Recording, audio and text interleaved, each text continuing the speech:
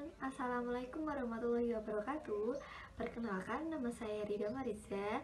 NIM saya 230101111913024. Saya dari kelompok 8 kelas IPTC. Di sini saya akan menjelaskan tentang heritabilitas, korelasi genetik, dan repeatabilitas. Latar belakang. Ilmu pemulihan ternak berfungsi untuk meningkatkan kualitas genetik ternak, sehingga dapat menghasilkan keturunan dengan karakteristik benih unggul, meningkatkan hasil, meningkatkan kualitas produk, meningkatkan nilai ekonomis ternak, meningkatkan efisiensi dan laju konversi pakan, serta meningkatkan penghasilan pendapatan peternak. Salah satu cara untuk meningkatkan kualitas genetik dengan cara melakukan kawin silang dan seleksi. Heritabilitas merupakan parameter yang terpenting dalam pemulihan ternak. Semakin tinggi nilai heritabilitas dari sifat yang dipilih, maka semakin tinggi sifat yang diperoleh. Tingginya nilai heritabilitas sifat tersebut menunjukkan bahwa terdapat korelasi yang tinggi antara fenotip dan variasi genetik. Namun, jika nilai heritabilitas rendah, maka harus dipilih secara berkelompok.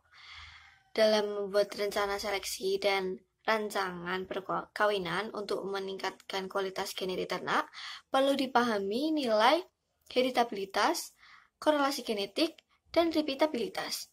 Pengetahuan ini dapat digunakan untuk memperkirakan sejauh mana kemajuan program pemulihan yang berbeda dan membantu membuat keputusan penting tentang apakah biaya program pemulihan sebanding dengan hasil yang diharapkan. Tujuan dari praktikum ilmu pemulihan ternak adalah mahasiswa dapat melakukan perhitungan dari heritabilitas, korelasi genetik, dan repeatabilitas antar kelas dan repeatabilitas dalam kelas.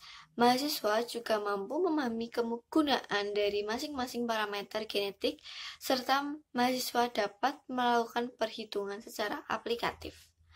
Untuk manfaat dari praktikum ilmu pemulihan ternak adalah mahasiswa dapat melakukan perhitungan heritabilitas, korelasi genetik, repeatabilitas antar kelas, dan repeatabilitas dalam kelas, serta mahasiswa dapat memahami kegunaan dari masing-masing parameter genetik, dan mahasiswa dapat melakukan perhitungan secara aplikatif.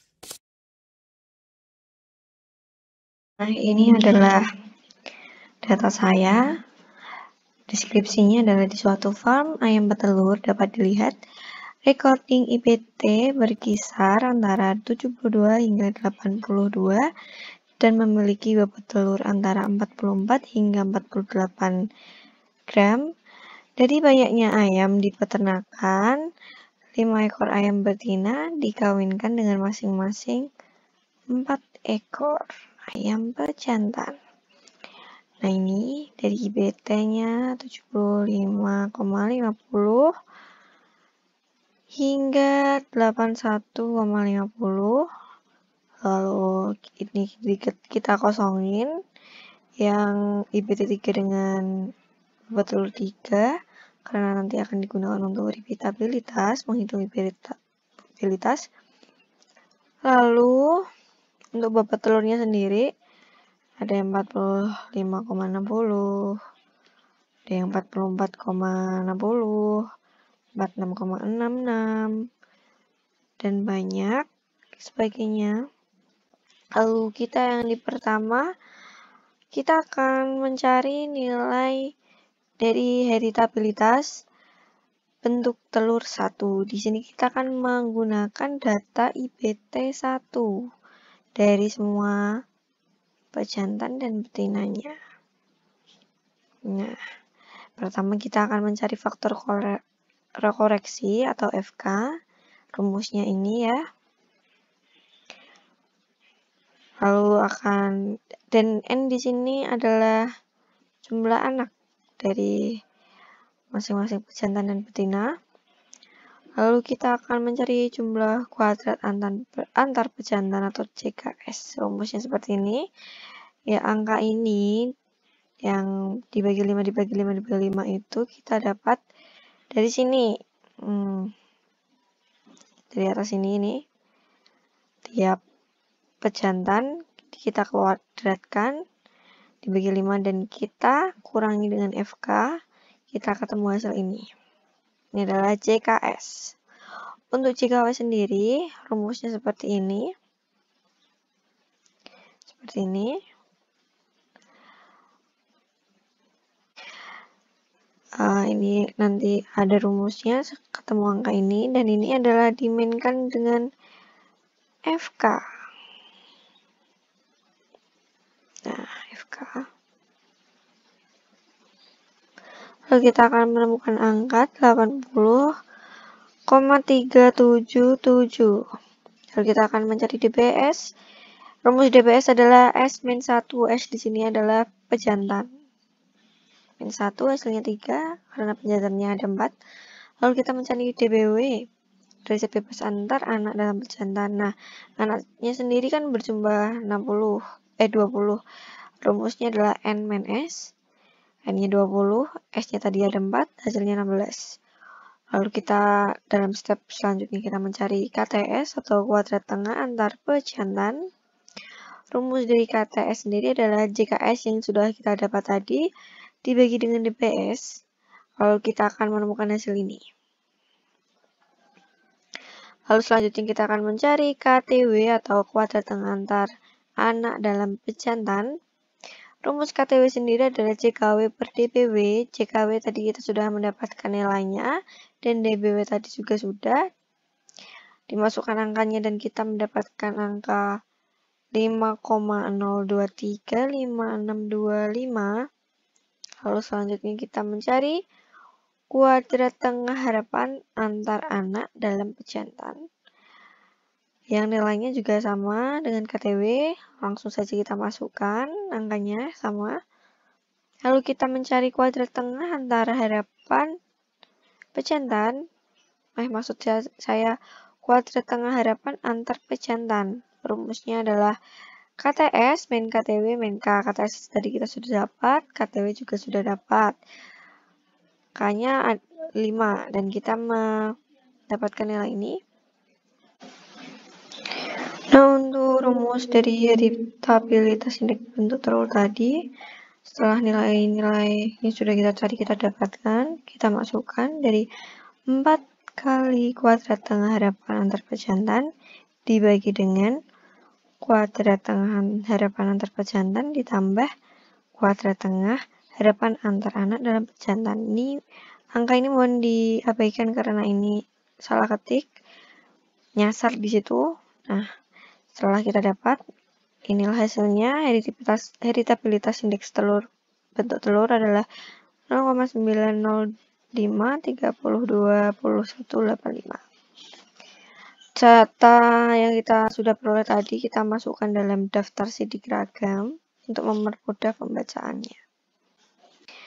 Nah, untuk pendugaan nilai heritabilitas bobot telur 1 ini.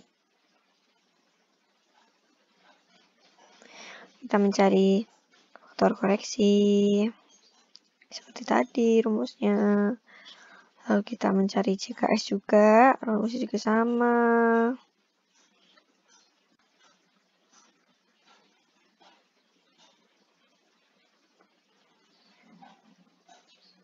JKW juga sama.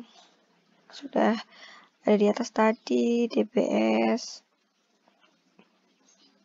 sama, DBW juga sama. KTS-nya sama, tapi di sini ketemu hasil yang berbeda. Karena kita memiliki hasil JKS yang min, di sini juga hasilnya jadi min. Tidak apa-apa. Yang penting hitungan sudah benar. Nanti kita beri alasan kenapa hasilnya bisa minus. Lalu untuk KTW-nya sendiri juga rumusnya sama dengan yang di atas tadi. Hasilnya 1,56783. Untuk kuadrat tengah antar anak dalam pejantan, nilainya sama dengan KTW. Untuk kuadrat tengah harapan antar pejantan, KTS min KTW per K.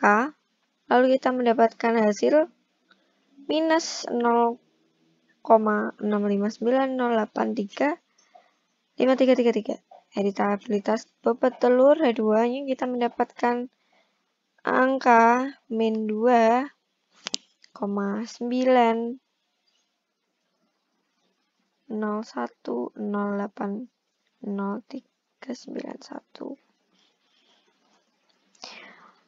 Seperti biasa, data tersebut nanti dimasukkan ke daftar sidik ragam. Selanjutnya, ini adalah pendugaan nilai korelasi genetik indeks bentuk telur dan bobot telur. Kita memasukkan datanya. Jadi, IBT ini adalah IBT dan B di sini adalah bobot telur. Ini pejantan 1, pejantan 2, pejantan 3, dan pejantan 4. Yang kita pakai adalah di kelas 1 ya.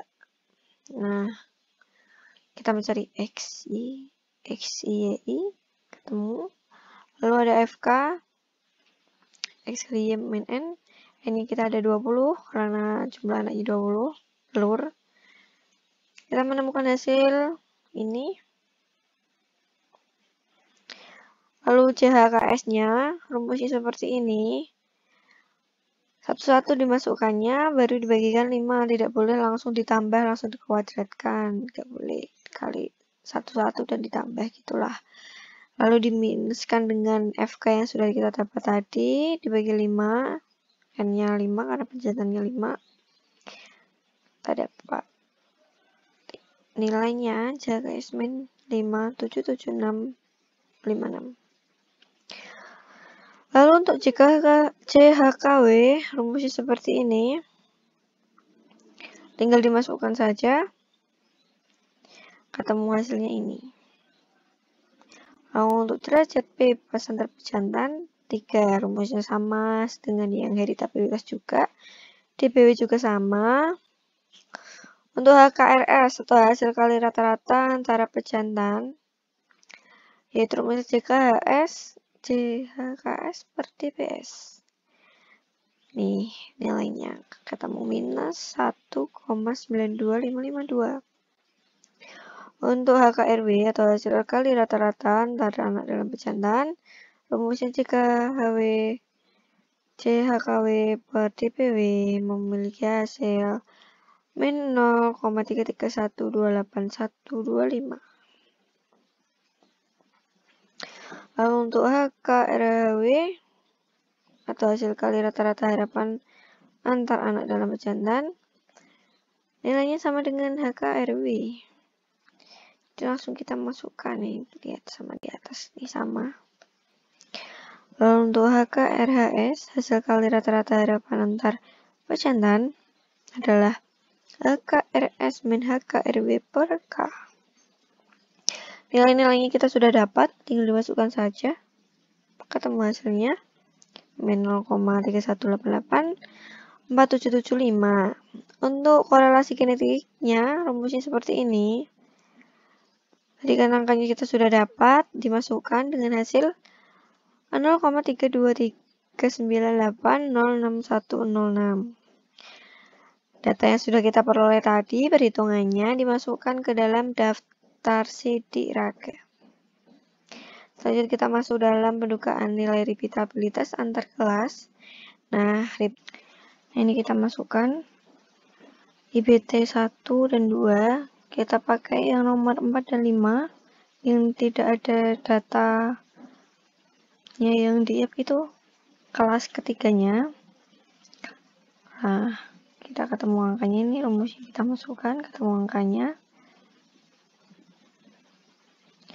Rumus-rumus dari R tadi dimasukkan. Lalu kita akan menemukan hasil 0,03898014,724.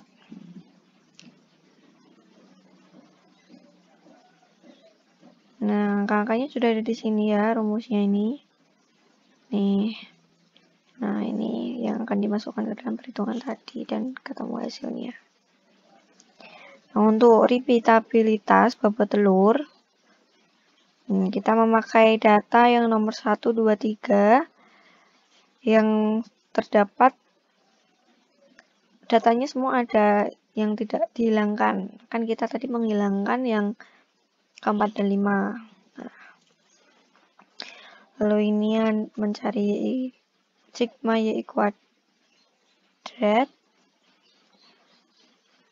Lalu ada Y, M, dan MI. Kita mencari faktor koreksi dari Y kuadrat per M. M-nya kita dapat 36. Lalu kita memiliki hasil ini.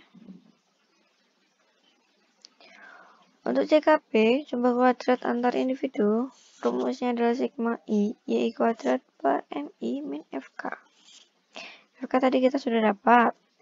MI dapat kita kerjakan dari tabel, MI-nya kita 3, Y kuadrat dapat dikerjakan dari tabel. Ketemu hasilnya ini. 8,645633. Lalu ada CKW. CKW rumusnya berbeda dengan pencarian heritabilitas. Rumusnya seperti ini. Angka-angka juga dicari dari tabel. Lalu kita masukkan. Dan hasilnya ketemu ini. 31,10627. Derajat bebas antar individu DPW N-1. Ini kita ada 12. Karena tadi yang kita pakai adalah 4 pejantan. Dan datanya dari nomor 1, 2, 3, 4, 5 tidak ada. Derajat bebas antar anak dalam individu adalah rumusnya N dalam kurung M1 min 1. Ketemu hasil 24. Lalu kuadrat tengah antar individu atau KTB rumusnya CKB per DBB. Kita ketemu angkanya ini 0,785 dan seterusnya. Untuk KTW sendiri rumusnya DKW per DBW, angkanya kita sudah dapat di atas tadi. Ketemu hasil 1,2960 dan seterusnya. Mencari KTW rumusnya seperti ini. Nilainya sedang KTW itu sama dengan KTW, jadi tinggal kita masukkan. Lalu dengan nilai KTHB, rumusnya itu KTB min KTW per K. Langsung kita masukkan. Hasilnya ini. Nah, repeatabilitas rumusnya ini dengan memasukkan perhitungannya sudah kita dapat di atas, kan? Dan kita ketemu hasil min 0,15102236689. Lalu kita masukkan ke daftar sidik ragam agar memudahkan untuk membaca rangkumannya. Nah, lalu selanjutnya kita masuk dalam pembahasan. Di sini ada heritabilitas merupakan besaran bagi pengaruh keragaman genetik terhadap keragaman fenotipik dalam suatu populasi biologis. Hal ini sesuai dengan pendapat Martono 2009 bahwa heritabilitas adalah salah satu alat ukur dalam sistem seleksi yang efisien yang dapat menggambarkan efektivitas seleksi genotip berdasarkan penampilan fenotipnya. Pada data saya dan perhitungan saya diperoleh nilai heritabilitas pada indeks bentuk telur 1 yaitu sebesar 0,90535124, sedangkan nilai heritabilitas pada bobot telur 1 yaitu sebesar minus 2,9010800391. Nilai tersebut pada indeks bentuk telur sudah sesuai dengan rentang nilai heritabilitas, yaitu rentangnya 0 hingga 1, dan menunjukkan pada klasifikasi sedang. Hal ini sesuai dengan pendapat Sari et al. 2016 yang menyatakan bahwa heritabilitas bukan merupakan nilai konstan, nilainya berkisar antara 0 sampai 1 dengan klasifikasi 0 sampai 0,1 itu rendah, 0,1 sampai 3 itu sedang, dan lebih dari 0,3 termasuk tinggi. Nilai heritabilitas pada bobot telur 1 menunjukkan angka minus 2,901080 bla bla bla yang tidak sesuai dengan rentang nilai heritabilitas. Secara biologis, nilai negatif dalam heritabilitas itu tidak mungkin. Hal ini sesuai dengan pendapat Anugrah et al. 2018 yang menyatakan bahwa nilai heritabilitas negatif atau lebih dari satu tidak mungkin terjadi secara biologis. Hal ini dapat disebabkan oleh faktor seperti keseragaman yang disebabkan oleh lingkungan yang berbeda, metode statistik yang digunakan tidak tepat, sehingga tidak dapat memisahkan antara ragam genetik dan ragam lingkungan dengan efektif. Dan ada beberapa faktor yang mengaruhi nilai heritabilitas yang kita dapat, yaitu tempat pengambilan data, jenis bangsa ternak, waktu pengambilan data, metode yang digunakan dalam pendugaan, serta jumlah dan asal data. Hal ini sesuai dengan pendapat Kaswati et al. 2013 yang menyatakan bahwa nilai heritabilitas berbeda-beda karena adanya faktor pejantan, faktor lingkungan, waktu perhitungan, dan populasi yang berbeda. Hal tersebut akan menyebabkan perbedaan nilai heritabilitas. Hal tersebut juga diperkuat dengan pendapat Xiaomi et al. 2012 yang menyatakan bahwa faktor-faktor yang mempengaruhi nilai heritabilitas antara lain adalah karakteristik populasi, sampel yang dievaluasi, metode estimasi, adanya pautan gen, pelaksanaan percobaan, dan generasi populasi yang diuji. Untuk korelasi genetik adalah derajat hubungan antara sifat-sifat di antara total rata-rata pengaruh dari gen yang dikandungnya. Telupere dan Katiana 2014 menyatakan bahwa korelasi yang disebabkan oleh pengaruh gen aditif atau nilai pemuliaan antara dua atau sifat lebih.